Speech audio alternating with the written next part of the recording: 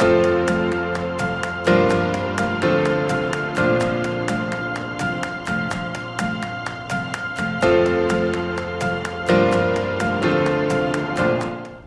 is DCTV. Welcome to Impact Moment. Once again, I'm Alvin Jones, and we are on the roof, social distancing, but we're close to you. We're bringing you information about things and organizations and people that are helping you. And today, from Access Youth, we have Jody Agba.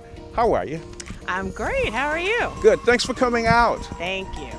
Let's talk about your organization, because I understand you guys were one of the first organizations that worked as a mediator for a youth. So about 11 years ago, I founded Access Youth. And at that time, we had a very high rate of arrests for young people in the district. We had over 35, almost 4,000 young people being arrested every year. And so we were one of the only programs that were an alternative to prosecution for juvenile offenders. So instead of going into the system, they would get diverted into our program, and then we used mediation and restorative justice.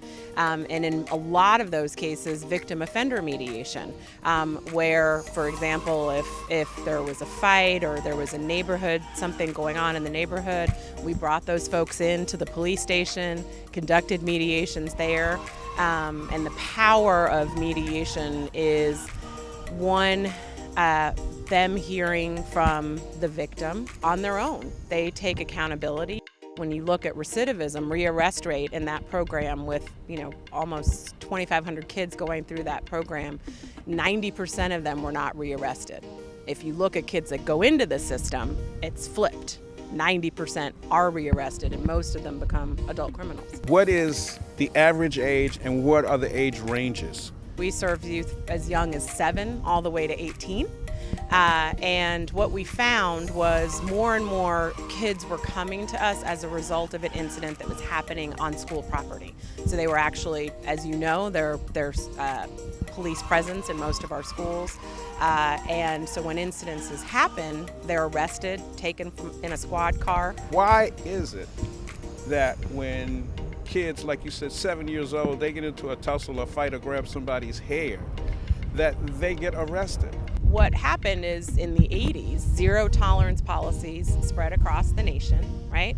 They initially came for drugs and guns, right? And really became a vehicle really for push out, right? So when behaviors happened in schools, particularly inner city schools with majority of students of color, right? There was a disproportionate use, right, of expulsion and suspension, right?